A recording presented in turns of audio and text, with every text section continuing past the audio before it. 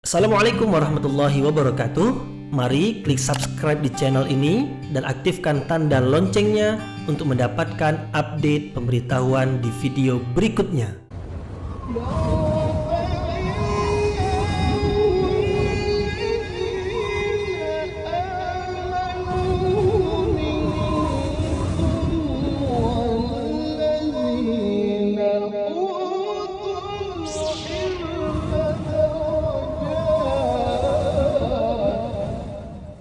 A'udzu billahi minasyaitonir rajim. Bismillahirrahmanirrahim. Assalamualaikum warahmatullahi wabarakatuh.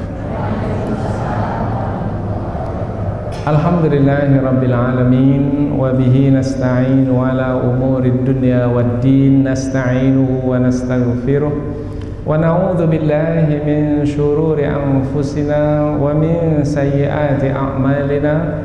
فَمَنْ يَهْدِهِ اللَّهُ فَلَا مُضِلَّ لَهُ وَمَنْ يُضْلِلْ فَلَا هَادِيَ لَهُ أَشْهَدُ أَنْ لَا إِلَهَ إِلَّا اللَّهُ وَحْدَهُ لَا شَرِيكَ لَهُ وَأَشْهَدُ أَنَّ مُحَمَّدًا عَبْدُهُ وَرَسُولُهُ لَا نَبِيَّ بَعْدَهُ أَمَّا بَعْدُ. Kita bersyukur kepada Allah Subhanahu wa taala yang masih melimpahkan rahmat dan nikmat-Nya. Kita bersyukur dengan mengucapkan Alhamdulillahi Rabbil Alamin. Kemudian tidak lupa pula bersalawat kepada Rasulullah dengan mengucapkan Allahumma salli ala Sayyidina Muhammad wa ala ali Sayyidina Muhammad. Dan bersalam kepada Rasulullah dengan mengucapkan Assalamu alayka ya Rasulullah.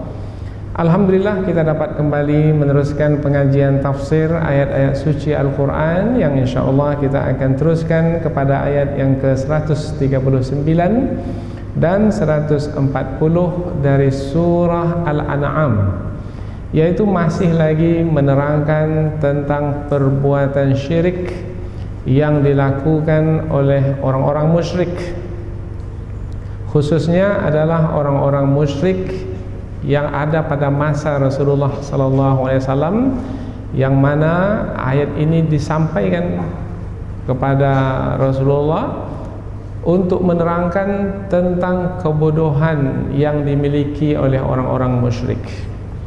Dan rupanya kebodohan orang-orang musyrik pada masa dahulu tidak hanya berhenti pada masa dahulu saja. Memang Rasulullah menyampaikan kebenaran kepada mereka supaya mereka meninggalkan kemusyrikan. Rupanya sampai hari ini masih ada juga lagi manusia yang tenggelam dan hanyut di dalam perbuatan syirik yang serupa. Bahkan mungkin di sebahagian kelompok manusia ada yang lebih buruk lagi bentuk kemusyrikannya. Sebelum ini sudah diterangkan bahwasanya bangsa Arab pada masa dahulu di dalam kebodohan mereka, ketika mereka melakukan perbuatan syirik, mereka mengikuti kehendak hawa nafsu mereka. Mereka mengikuti tradisi nenek moyang mereka, sehingga mereka menetapkan apa-apa yang tidak ditetapkan oleh para nabi dan rasul terdahulu. Tidak ada disebutkan di dalam kitab suci yang pernah diturunkan oleh Allah Subhanahu wa taala kepada para nabi dan rasul dahulu. Mereka sendiri yang menetapkannya. Di antaranya adalah mengharamkan beberapa jenis binatang ternak, dan juga mereka bukan hanya mengharamkan untuk memakannya saja, tetapi juga mengharamkan untuk menungganginya. Sementara hak untuk mengharamkan sebagaimana juga menghalalkan adalah hak mutlak Allah Subhanahu wa taala. Tidak boleh ada hak menghalalkan dan mengharamkan itu pada selain Allah Subhanahu wa taala. Tapi mereka percayai juga bahwasanya di sana selain Allah juga berhak untuk menetapkan yang halal dan yang haram. Berarti mereka telah menyekutukan Allah. Mereka telah melakukan perbuatan syirik. Orang yang melakukan perbuatan syirik disebut orang-orang musyrik. atau musyrikin. Nah, akan kita kaji lagi lebih mendalam melalui ayat yang ke-139 dan 140, bahwasanya orang-orang musyrik tersebut adalah orang-orang yang betul-betul telah tersesat dari jalan yang benar. Jalan yang benar, jalan yang menghantarkan kepada redha Allah. Maka orang-orang yang musyrik bukannya akan mendapatkan redha Allah, tetapi malah mereka akan mendapatkan murka Allah Subhanahu wa taala. Dan perbuatan yang sangat dimurkai oleh Allah adalah perbuatan syirik. Yang melakukan perbuatan syirik, maka ia akan berdosa, dan dosanya adalah dosa yang paling besar. Dan Allah menyebut dosa syirik itu adalah dosa yang tidak akan diampuni apabila manusia itu mati dalam keadaan berdosa, dosa syirik. Kemudian Allah juga menyebut dosa syirik itu adalah kezaliman yang paling besar. Inna syirka la zulmun azim. Sesungguhnya syirik itu adalah kezaliman yang paling besar. Allah menyebutkan lagi di dalam ayat yang ke-139, lanjutan dari ayat yang sebelumnya, yaitu perincian dari pengharaman binatang ternak. Jadi mereka haramkan binatang ternak. Apabila binatang ternak itu diharamkan, maka apabila ia sebagai induk yang mengandung anaknya, maka apabila lahir anak dari binatang ternak yang mereka haramkan itu, apabila anak binatang ternak itu lahir, mereka tetapkan pula halal haramnya lagi, yaitu apabila anaknya itu lahir hidup, halal, tapi halal untuk laki-laki mereka saja. Adapun yang perempuan tidak boleh memakan anak binatang ternak yang dilahirkan dalam keadaan hidup. Boleh mereka memakannya? Boleh, kalau binatang ternak yang mereka haramkan itu melahirkan anaknya yang mati. Jadi apabila lahir mati, maka perempuan boleh memakannya. Tetapi kalau binatang ternak itu melahirkan anaknya hidup, maka hanya laki-laki saja yang boleh makan, yang perempuan tak boleh. Jadi mereka halalkan untuk laki-laki dan mereka haramkan untuk perempuan apabila anak binatang ternak itu lahir hidup. Nah, ini perincian dari yang sebelumnya. Kalau yang sebelumnya hanya menyebutkan ini binatang ternak, tak boleh memakannya kecuali siapa yang mereka kehendaki, yaitu orang-orang yang berkhidmat untuk berhala saja yang mereka perbolehkan untuk memakannya. Nah, sekarang ada lagi perinciannya, yaitu kalau binatang ternak yang mereka haramkan untuk dimakan itu, kalau dia bunting kemudian melahirkan anak, nah macam mana anaknya itu? Binatang ternaknya haram? Ya, binatang ternaknya haram. Lalu yang dilahirkan oleh binatang ternak yang diharamkan itu bagaimana? Maka mereka buat pula hukum yang baru, yaitu kalau lahir hidup, laki-laki boleh makan, tapi perempuan tak boleh. Jadi dari kalangan mereka yang laki-laki boleh makan, tapi kalau dari kalangan perempuan tak boleh.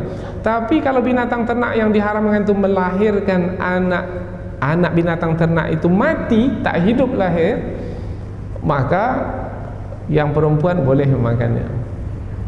Nah, ini adalah datang dari diri mereka sendiri. Ini adalah satu lagi bentuk kemusyrikan yang mereka tetapkan. Maka Allah berikan ancaman di penghujung ayat yang ke-139, yaitu Allah pasti akan memberikan pembalasan ke atas mereka disebabkan karena perbuatan syirik yang mereka lakukan itu.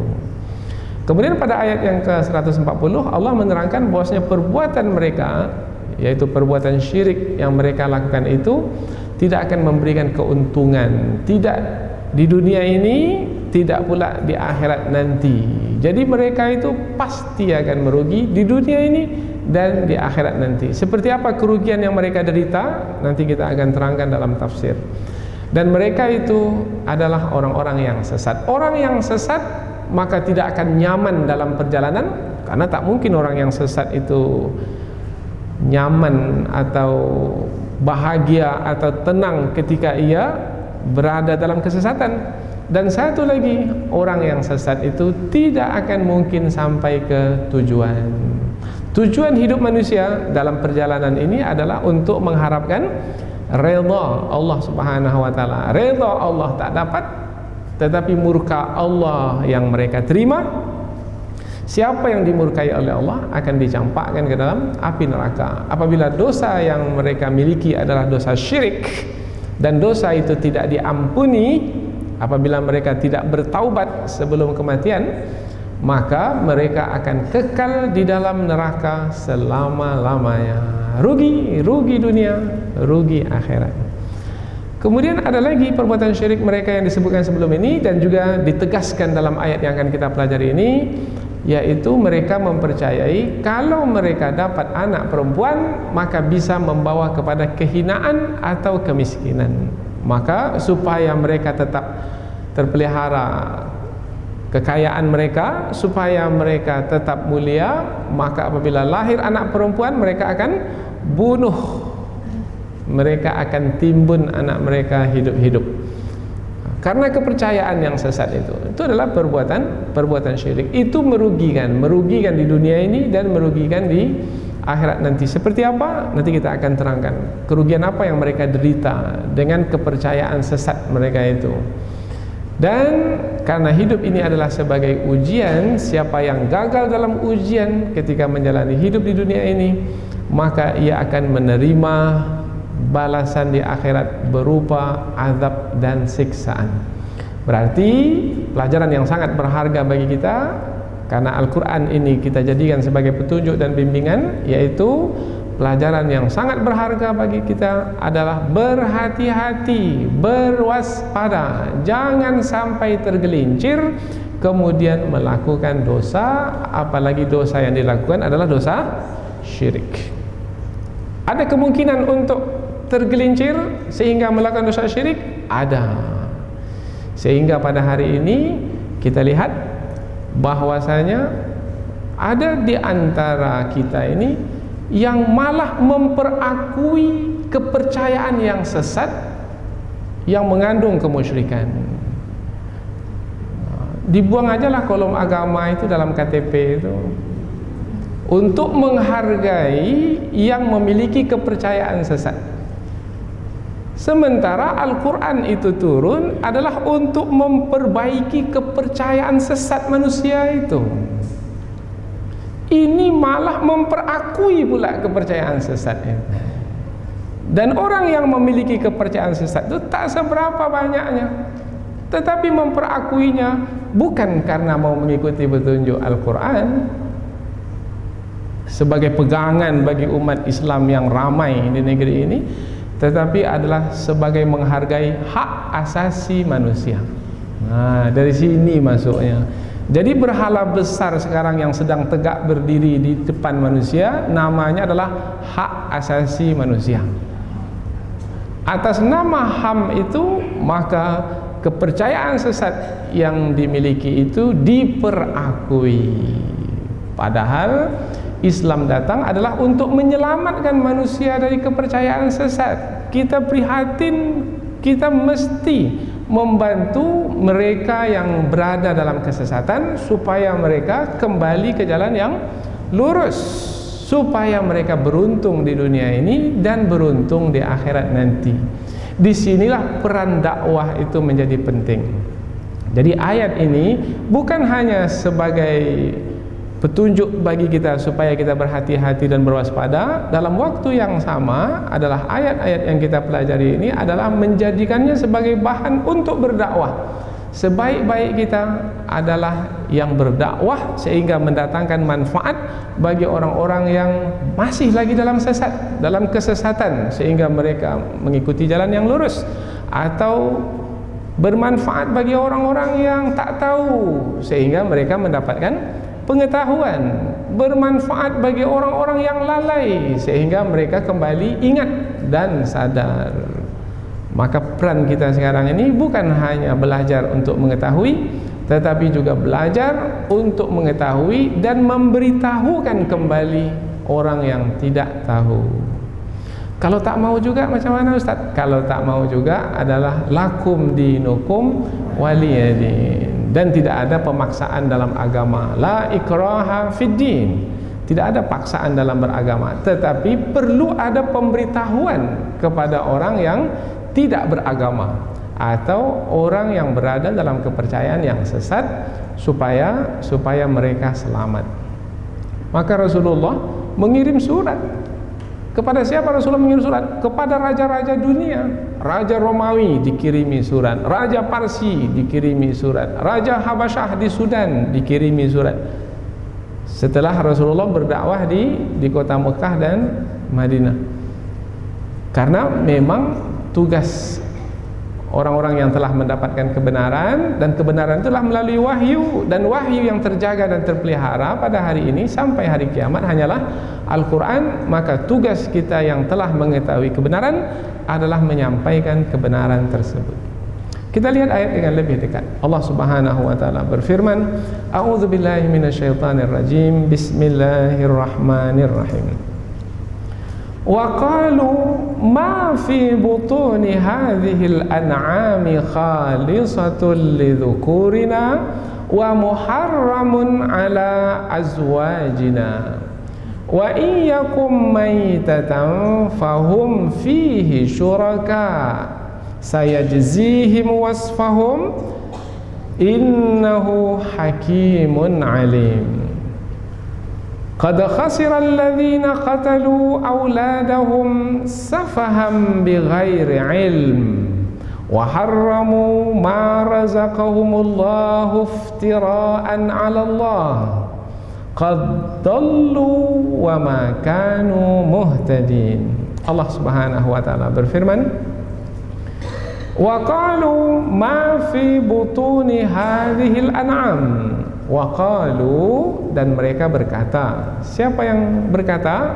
Mereka yang dimaksudkan adalah orang-orang musyrik, karena ayat ini melanjutkan tentang orang-orang musyrik yang telah disebutkan sebelumnya. Ma fi butuni, apa-apa yang ada di dalam perut hadhil an'am, binatang ternak ini. Binatang ternak yang mana yang dimasukkan? Yang mereka haramkan. Tetapi dalam ayat ini yang dijelaskan adalah apa-apa yang ada di dalam perut binatang ternak yang diharamkan itu. Apa yang ada dalam perut binatang ternak itu? Janin, ya. Janin, yaitu bakal anak yang akan dilahirkan oleh binatang ternak itu. Mereka tahu anak yang akan dilahirkan itu akankah dia lahir hidup atau lahir mati? Mereka tak tahu. Lalu apabila mereka tak tahu, maka mereka buat hukum. Hukumnya adalah khalisatun lidzukurina.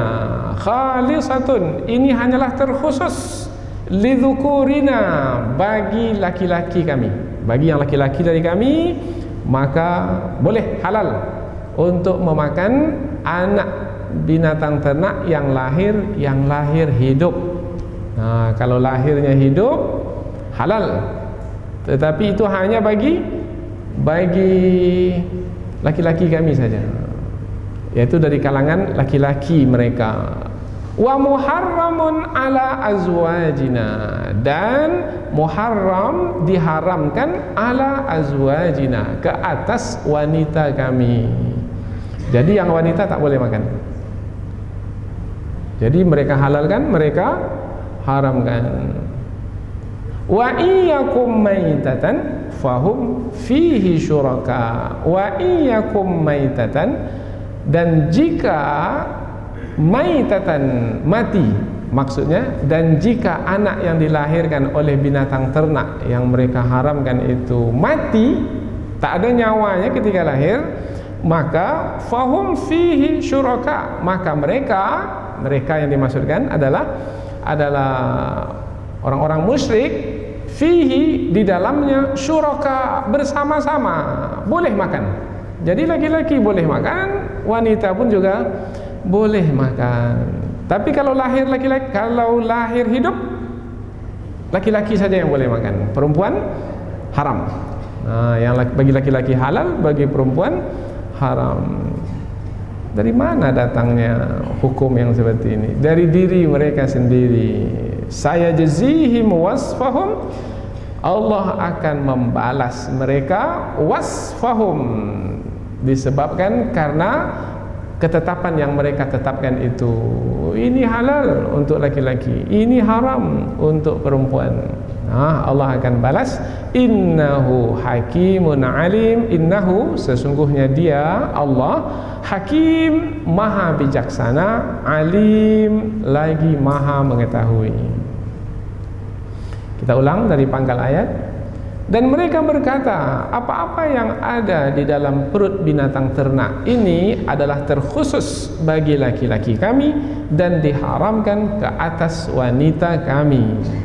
Dan jika yang dilahirkan oleh binatang ternak itu mati, maka mereka semuanya adalah bersama-sama boleh memakannya. Allah akan membalas mereka disebabkan karena ketetapan yang telah mereka tetapkan itu. Sesungguhnya Allah maha bijaksana lagi maha mengetahui. Berikutnya lagi, ayat berikutnya, qad khasira alladhina qatalu auladahum safaham bighairi ilm. Qad khasiru, sesungguhnya telah merugilah alladzina, orang-orang yang qatalu auladahum, telah membunuh anak-anak mereka, safahan. Safahan maknanya karena kebodohan, bighairi ilm, lagi tanpa pengetahuan. Jadi karena bodoh mereka bunuh anak mereka. Anak ini maksudnya anak perempuan. Bighairi ilmin, dan mereka juga membunuh tanpa pengetahuan yang ada pada mereka. Wa harramu ma razaqahumullah, wa harramu, dan mereka mengharamkan ma razaqahumullah, apa-apa yang Allah telah rezekikan kepada mereka. Allah rezekikan kepada mereka, berarti yang Allah rezekikan itu halal, tapi mereka pula mengharamkannya. Berarti yang Allah halalkan mereka haramkan. Kemudian Allah berikan penjelasan, iftiraan 'ala Allah, sebagai mengada-adakan dusta terhadap Allah. Oh, jadi itu datang dari diri mereka sendiri. Qad dallu, sesungguhnya mereka itu telah tersesat, wa ma kanu muhtadin, wa ma kanu, dan tidaklah mereka itu muhtadin, mendapat petunjuk. Berarti mereka adalah orang-orang musyrik, adalah orang-orang yang sesat, orang-orang yang sesat, orang-orang yang tidak mendapat petunjuk. Kita baca dari awal, dari ayat yang ke-140 pangkalnya. Sesungguhnya telah merugilah orang-orang yang telah membunuh anak-anak mereka karena kebodohan lagi tanpa pengetahuan, dan mereka mengharamkan apa-apa yang Allah telah rezekikan kepada mereka sebagai mengada-adakan dusta terhadap Allah. Sesungguhnya mereka telah tersesat dan tidaklah mereka itu mendapat petunjuk. Berarti dari dua ayat yang akan kita pelajari ini masih lagi menerangkan tentang bentuk-bentuk kemusyrikan yang dilakukan oleh orang-orang musyrik, yaitu tentang binatang ternak, kaitannya dengan anak yang ada dalam perut binatang ternak yang mereka haramkan itu. Kalau lahir nanti hidup bagaimana? Kalau lahirnya mati bagaimana? Itu yang mereka tetapkan hukumnya. Kemudian satu lagi adalah Allah menerangkan kepada mereka, kepada kita, bahwasanya Perbuatan orang-orang musyrik membunuh anak-anak mereka itu adalah perbuatan yang merugikan. Bukan hanya merugikan, tetapi mereka menjadi tersesat dari jalan yang lurus, maka mereka tidak akan sampai ke tujuan. Merugi, kemudian tersesat. Dengan dua ayat ini, maka akan semakin jelaslah nanti oleh kita bahwasanya tugas berat menanti orang-orang yang berada di atas jalan yang lurus. Tugas yang berat menanti orang-orang yang telah mengetahui kebenaran, karena mereka diperintahkan untuk berdakwah kepada orang-orang yang masih lagi tenggelam di dalam kemusyrikan, di dalam kekufuran, menyelamatkan mereka supaya mereka terselamat dari kesesatan dan mengikuti jalan yang lurus yang akan menghantarkan mereka kepada redha Allah Subhanahu wa taala, kemudian akan menyampaikan mereka ke dalam surga Allah Subhanahu wa taala. Tetapi tidak semudah yang kita bayangkan, yaitu mungkin boleh jadi menyampaikannya saja sudah dilarang. Satu perkara. Yang kedua adalah ketika kita menyampaikannya mungkin kita akan mendapatkan tantangan, yaitu akan diserang kembali.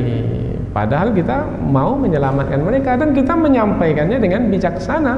Ud'u ila sabili rabbika bil hikmah. Kita sampaikan dengan hikmah. Tetapi boleh jadi mereka disebabkan karena hawa nafsu yang menguasai hati mereka, maka muncullah kesombongan, datanglah kedengkian, kemudian mereka pun melakukan tindakan kezaliman terhadap orang yang menyampaikan kebenaran, seperti yang pernah berlaku ke atas diri Rasulullah sallallahu alaihi wasallam. Apa yang Rasulullah tanggung, yang Rasulullah terima dari penyampaian tauhid kepada penduduk kota Mekah? Rasulullah menyampaikan tauhid, mengesahkan Allah, yang mana orang-orang yang berada di kota Mekah menyekutukan Allah. Yang Rasulullah terima adalah Rasulullah dilempar dengan batu, diejek, diolok-olok, dikeji, bahkan terakhir sekali akan dibunuh. Namun Allah selamatkan baginda dengan memerintahkan Rasulullah berhijrah ke kota Madinah. Tetapi itu adalah hidup.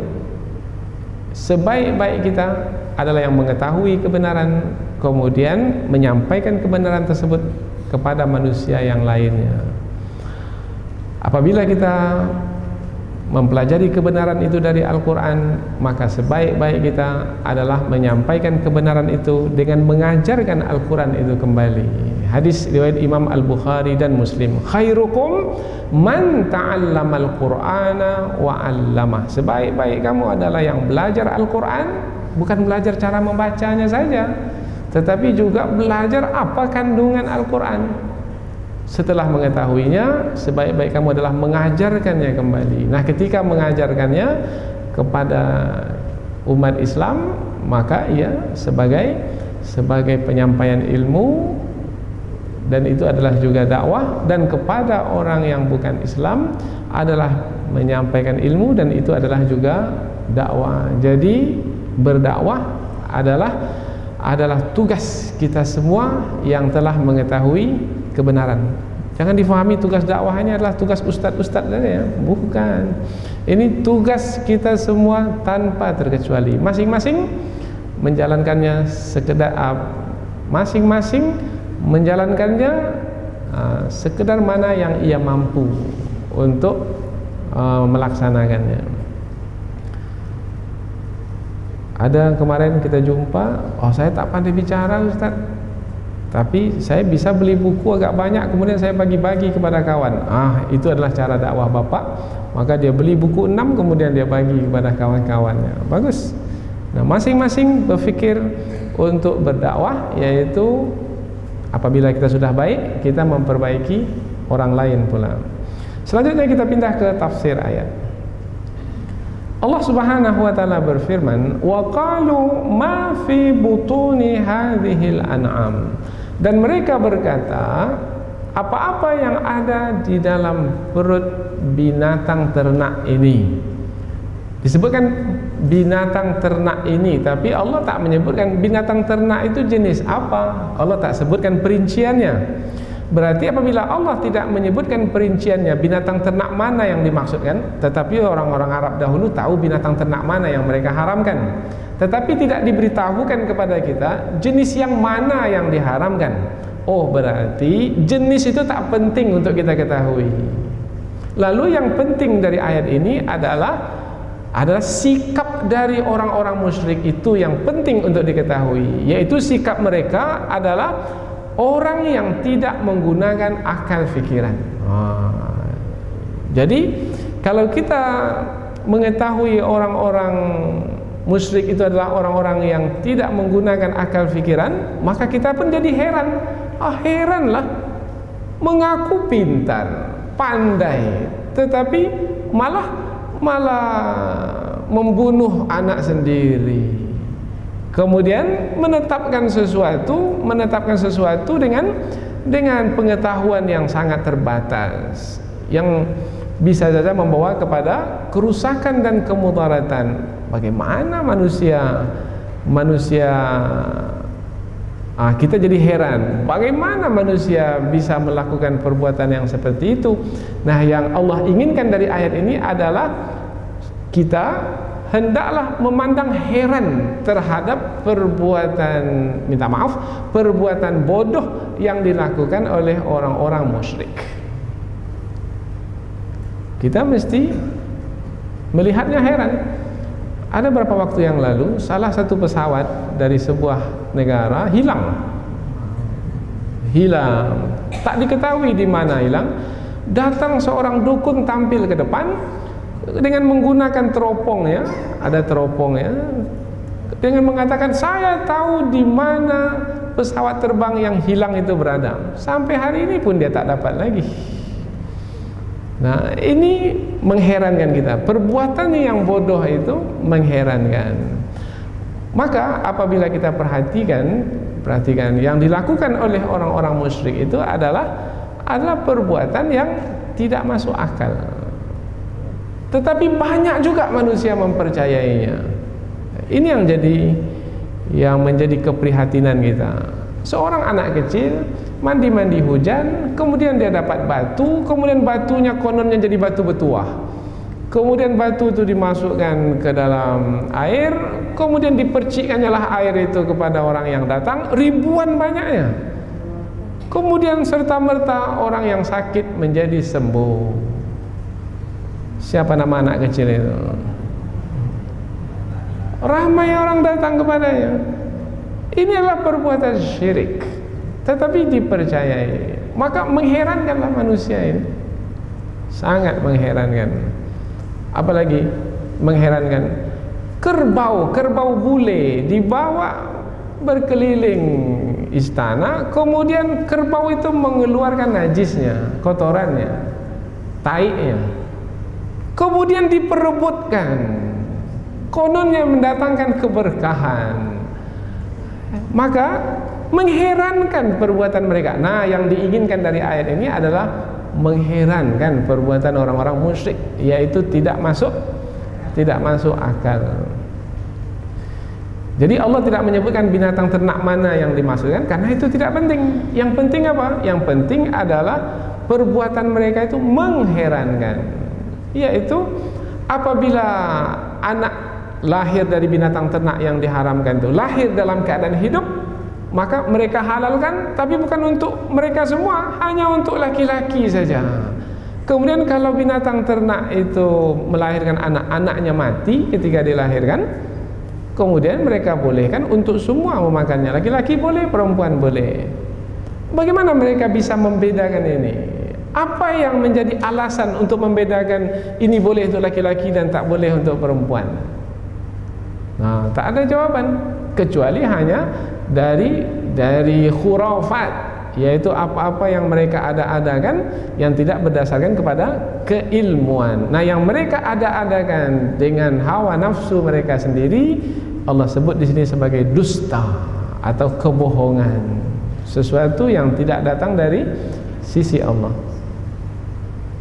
Khalisatan lidzukurina, khusus untuk laki-laki kami, wa muharramun ala azwajina, dan haram untuk wanita-wanita kami. Sudah kita sebutkan tadi, hak menghalalkan dan mengharamkan hanyalah hak Allah Subhanahu wa taala. Selain Allah tak boleh. Dilarang selain Allah untuk menghalalkan dan mengharamkan sesuatu.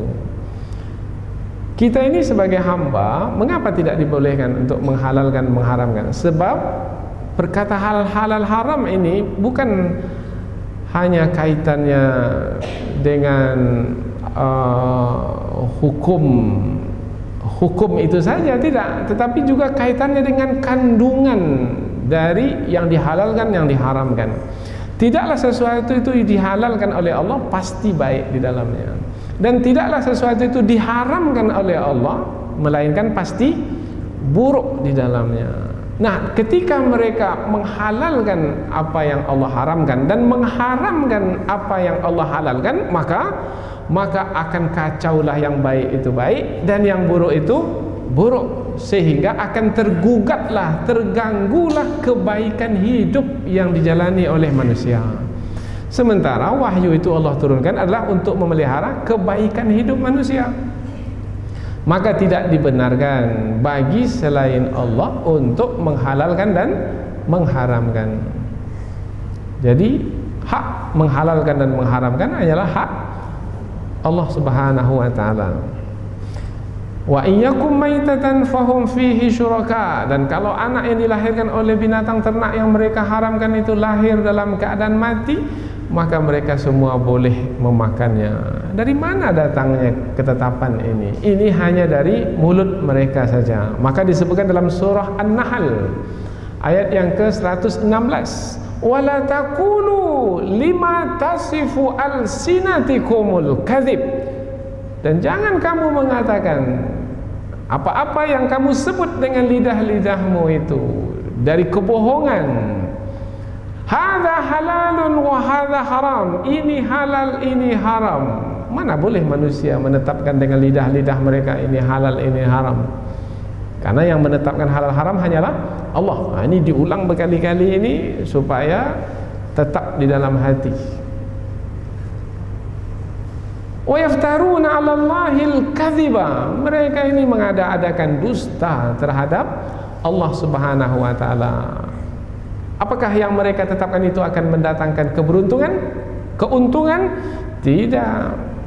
La yuflihun, mereka itu tidak akan beruntung. Nah, dalam ayat ini nanti Allah menyebut qad khasir, mereka itu telah merugi. Qad khasiral ladzina qatalu auladahum safaham bighairi ilm. Ini ayat yang berikutnya. Sebelum sampai kepada ayat berikutnya, Allah berikan ancaman kepada orang yang menghalalkan dan mengharamkan sesuka hati mereka. Saya jazihim wasfahum, saya jazihim, niscaya Allah akan memberikan pembalasan ke atas mereka. Nah, ketika disebut niscaya Allah akan memberi pembalasan, bermakna ayat ini adalah ancaman.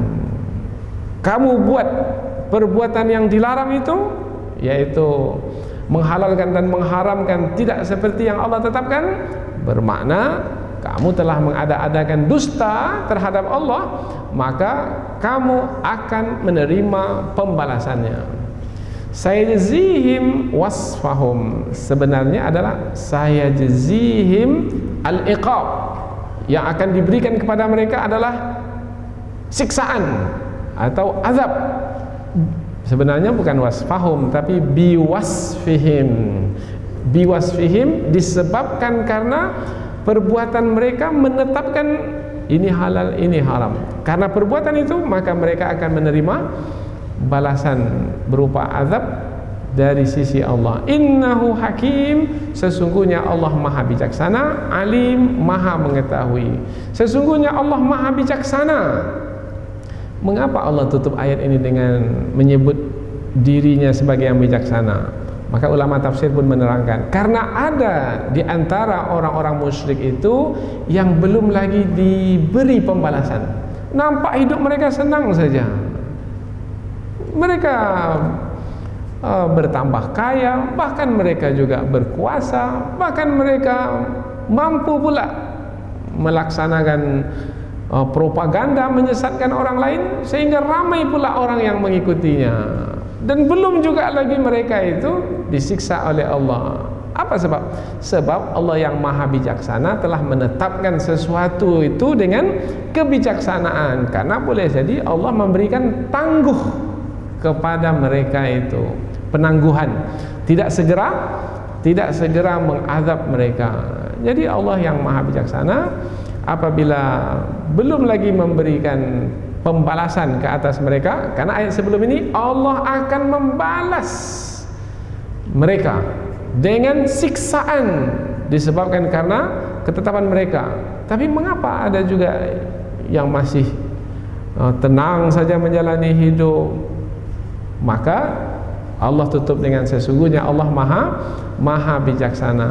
Kebijaksanaan Allah adalah memberikan penangguhan azab ke atas mereka. Mudah-mudahan mereka ini bertaubat kepada Allah.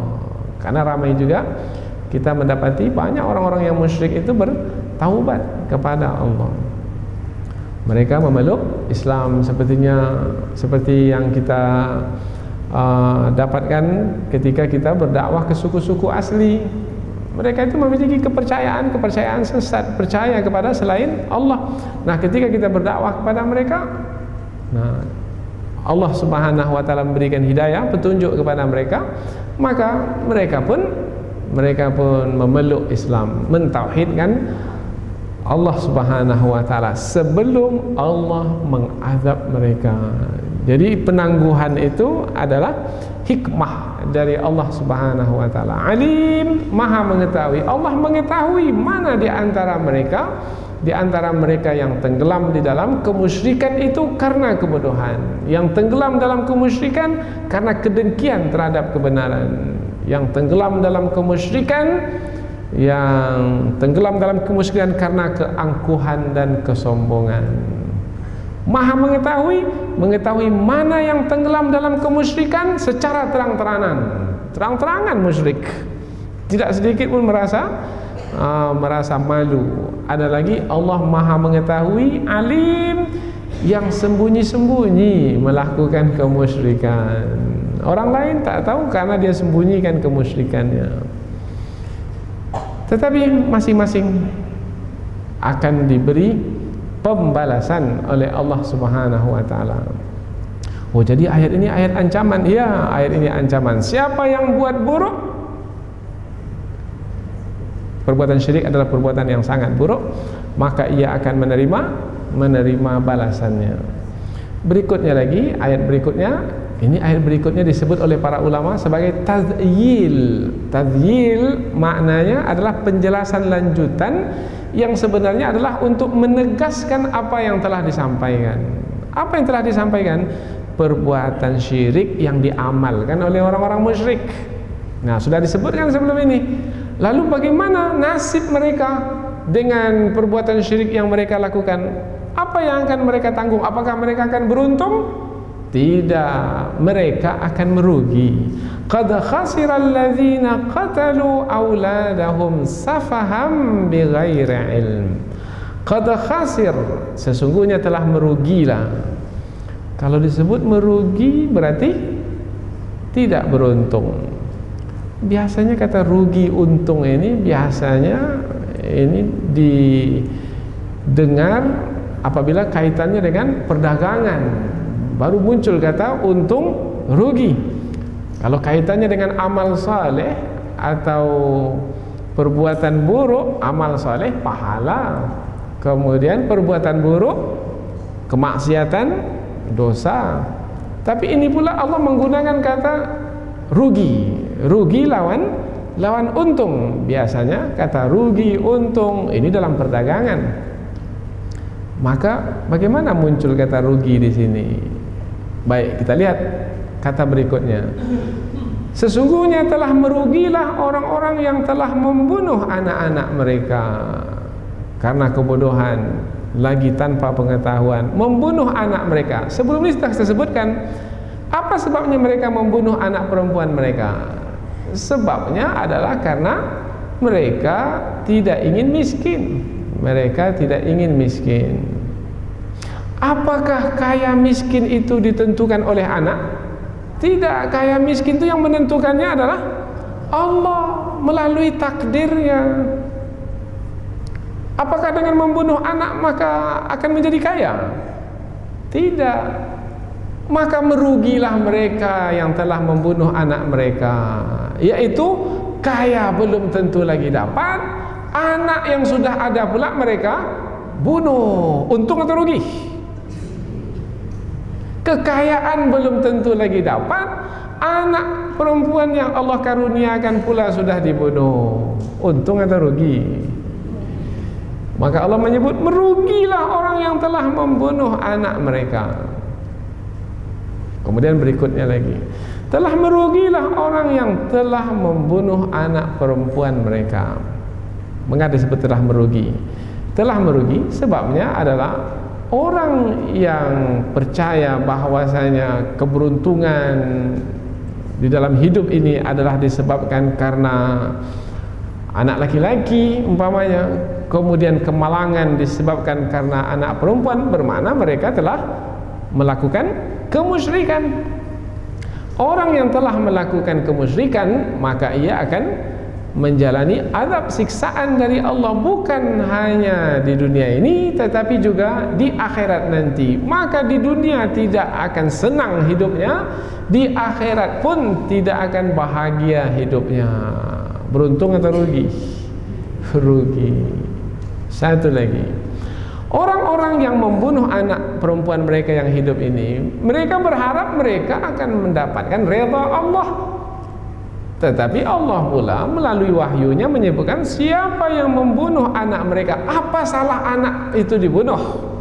Dalam pengajian sebelum ini disebutkan wa idzal mau'udatu su'ilat bi ayyi dzambin qutilat, dan ketika anak perempuan itu ditimbun hidup-hidup nanti akan diminta pertanggungjawab si ayah yang membunuh anaknya ini, atas dosa apa anak perempuan itu dibunuh hidup-hidup. Oh, bermakna mereka berdosa. Berarti mereka tidak akan mendapatkan redha Allah karena mereka melakukan perbuatan dosa, perbuatan buruk, perbuatan keji. Berarti mereka tidak akan mendapatkan redha Allah. Lalu mereka akan mendapatkan murka Allah. Orang yang mendapatkan murka Allah, kononnya dia mau mengharapkan redha Allah, tetapi yang mereka dapatkan murka Allah. Untung atau rugi? Orang yang berdagang mengharapkan modalnya itu bertambah, tapi rupanya jangankan modal itu bertambah, malah hutang yang tumbuh pula. Untung atau rugi? Nah, Allah gunakan kata untung rugi ini supaya lebih mudah untuk difahami, karena biasanya manusia ini dekat dengan perdagangan.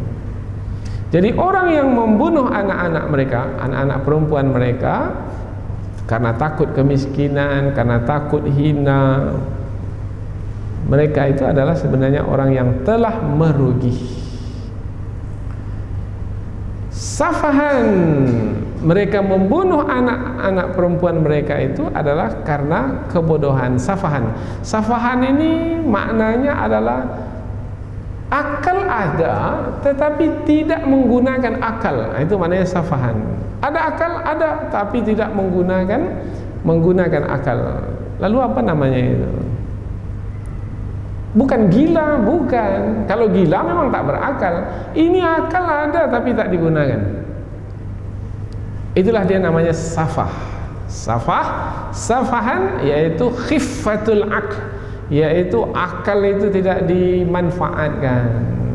Mengapa akal itu tidak dimanfaatkan? Karena telah disebutkan sebelum ini, karena mereka mengikuti tradisi nenek moyang mereka yang mereka tak periksa lagi apakah itu baik atau buruk. Kemudian ada wahyu turun, yang wahyu itu memang benar dari sisi Allah karena disampaikan oleh Rasul yang benar, yang mereka percayai. Kemudian mereka tak mau menerimanya, maka mereka ini orang yang tidak menggunakan akal, safahan. Kalau masih juga mereka membunuh anak perempuan mereka itu, maka mereka betul-betul orang yang tidak menggunakan akal, bighairi ilmin, lagi tidak berpengetahuan. Tidak mengetahui apa? Tidak mengetahui bahwasanya perbuatan yang mereka lakukan itu adalah perbuatan yang mendatangkan kerugian. Betul-betul mereka ini tidak punya pengetahuan, tidak mengetahui perbuatan yang mereka lakukan itu mengundang murka Allah Subhanahu wa taala. Maka telah merugilah orang yang telah membunuh anak-anak mereka karena kebodohan, lagi tanpa pengetahuan. Kemudian berikutnya lagi, mereka ini betul-betul merugi. Apa sebab? Wa harramu ma razaqahumullahu iftira'an 'ala Allah. Mereka betul-betul merugi sebab mereka mengharamkan apa-apa yang Allah rezekikan kepada mereka. Yang Allah rezekikan itu yang bermanfaat bagi mereka, kemudian mereka haramkan. Berarti rezeki mereka menjadi tambah banyak atau kurang? Jadi berkurang. Karena mereka mengharamkan apa yang telah Allah rezekikan, yang tadinya banyak direzekikan, banyak yang halal, tetapi karena mereka telah mengharamkan sebagian yang Allah rezekikan, maka rezeki mereka menjadi lebih sedikit. Maka hidup mereka menjadi lebih senang atau lebih susah?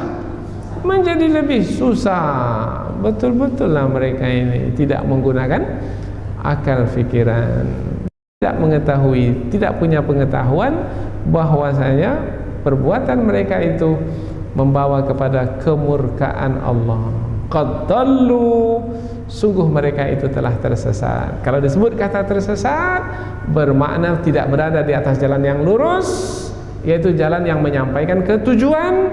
Yang tujuan hidup manusia itu adalah redha Allah. Yang diredai oleh Allah dimasukkan ke dalam surga. Sungguh mereka itu telah tersesat. Kalau tersesat, maka kalau tidak mendapatkan redha Allah dan tidak dimasukkan ke dalam surga, dapat apa? Dapat murka Allah dan dimasukkan ke dalam api neraka. Maka ujung ayat ini menerangkan akibat yang akan mereka tanggung adalah azab dan siksaan yang abadi. Qad dallu. Dan malangnya pula di ayat yang lain Allah menyebutkan, malangnya pula ada orang yang sesat itu merasa tidak sesat. Nah, itu dah dia masalah. Bapak sesat, mana pula saya sesat? Bapak yang sesat. Nah, dia balik pula menyesatkan orang lain. Dan ini bisa berlaku juga pada perjalanan kita di muka bumi ini. Ada orang yang sesat tapi dia tidak merasa dia sesat karena keangkuhan dan kesombongannya.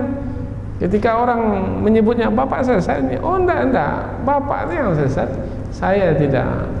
Maka orang yang seperti ini tertipu. Allah menyebutkan dalam surah Al-Kahfi ayat yang ke-104, alladzina dalla sa'yuhum fil hayatid dunya. Orang yang tersesat usaha mereka ketika menjalani hidup di dunia ini. Apa bentuk kesesatannya? Yaitu mereka wa yahsabuna annahum yuhsinuna sun'a. Mereka menyangka mereka itu berbuat baik, padahal sebenarnya mereka itu melakukan perbuatan yang buruk lagi tercela. Maka mereka tidak mau dinasihati, tidak mau diingatkan. Kita ajak berdebat, dia tidak mau. Padahal perdebatan itu boleh mendatangkan manfaat. Ada di majalah yang baru sekarang ini, di majalah Hidayatullah itu disebutkan ada seorang ustadz sekarang ini, ustadz terkenal sekali di Indonesia ini, yaitu masuk Islam setelah berdebat 9 jam lamanya. Setelah berdebat, perdebatan itu menghantarkannya kepada mendapat hidayah dan memeluk Islam. Alhamdulillah. Dan saya pun dapat bersama dengan ustadz ini kemarin ke Turki, dan diperkenankan pula bermalam di rumah beliau satu malam di Jakarta. Dan alhamdulillah beliau ini betul-betul menikmati hidup di dalam agama Islam. Alhamdulillah. Dan sekarang beliau berjuang ke sana kemari adalah untuk menyelamatkan orang-orang yang sesat itu. Tapi malangnya orang yang sesat tidak pula merasa mereka dalam kesesatan. Bahkan ustaz ini pula yang dianggapnya sebagai sesat. Qad dallu, sesungguhnya mereka itu telah sesat, wa ma kanu muhtadin, dan tidaklah mereka itu mendapat petunjuk. Dan tidaklah mereka itu mendapat petunjuk. Tadi kan sudah disebut sesungguhnya mereka itu telah sesat. Nah, mengapa pula ada kata dan tidaklah mereka itu mendapat petunjuk? Ini penekanan saja dari perkataan sebelumnya. Tetapi penekanan di sini menjelaskan perkara yang baru lagi, yaitu apabila sesat bermakna tidak berada di atas jalan yang lurus yang menyampaikan ketujuan hidup yang sebenarnya. Kemudian kalau disebut tidak mendapat petunjuk, wa makanu muhtadin, dan tidaklah mereka itu mendapat petunjuk, bermakna mereka itu tidak mengetahui kebenaran dan mengikuti kebenaran. Karena kebenaran itu adalah petunjuk. Dan mereka itu tidak mengetahui wahyu yang diturunkan kepada Rasulullah, yang wahyu tersebut adalah menghantarkan ke tujuan hidup yang sebenarnya. Mereka tidak mendapat petunjuk, bermakna mereka tidak mengikuti wahyu. Mengapa mereka tidak mengikuti wahyu? Pertama, mungkin wahyu tak sampai kepada mereka. Itu boleh apabila Rasul belum diutus. Tetapi apabila Rasul telah diutus, bermakna wahyu telah sampai kepada mereka. Apabila wahyu telah sampai kepada mereka, kemudian mereka tidak juga mengikuti wahyu, wahyu itu adalah kebenaran, maka berarti mungkin karena kesombongan yang ada pada mereka, tidak, kami mau mengikuti juga ajaran nenek moyang kami. Atau yang kedua, karena kedengkian, sudah tahu kebenaran tetapi tidak mau mengikuti kebenaran, kemudian memusuhi dan membenci kebenaran tersebut. Dan realita yang kita sampaikan ini adalah jelas sekali terwujud di dalam kehidupan bangsa manusia pada hari ini. Mudah-mudahan dua ayat yang kita pelajari ini bisa dijadikan pegangan dan petunjuk di dalam kita berkomunikasi dan berinteraksi dengan manusia lainnya. Mudah-mudahan Allah Subhanahu wa taala tetap memberikan istiqamah, kita tetap berada di dalam petunjuk Allah, berada di atas jalan yang lurus. Kemudian insyaallah Allah perkenankan pula kita untuk menunjuki orang lain yang tersesat dari jalan yang lurus, sehingga kita mendapatkan keberuntungan. Keberuntungan Allah menyebutkan, Rasulullah juga menyebutkan, umpamanya dalam sebuah hadis Rasulullah menyebutkan, andaikan orang mendapat petunjuk karena kita satu orang saja, ayyuhda bika rajulan wahidan khairul laka min humurin ni'am, mendapat petunjuk orang satu orang saja karena kita, itu lebih baik dari seluruh nikmat yang berharga yang ada ini. Maka berlombalah kita untuk memberikan petunjuk kepada orang lain. Ada tetangga kita yang masih dalam kesesatan, datangi, kemudian berbicaralah dengannya. Mudah-mudahan dengan petunjuk yang kita berikan, lembut hatinya, terbuka hatinya, kemudian mengetahui kebenaran dan mengikutinya. Mudah-mudahan pelajaran kita ini berguna bagi kehidupan keseharian kita di sini, di dunia ini, dan insyaallah juga akan berguna nanti di hari akhirat ketika kita menerima balasan dari sisi Allah Subhanahu wa taala. Mohon maaf atas segala kesalahan dan kekhilafan. Subhanakallahumma wa bihamdika asyhadu an la ilaha illa anta wa astaghfiruka wa atubu ilaihi. Wassalamualaikum warahmatullahi wabarakatuh.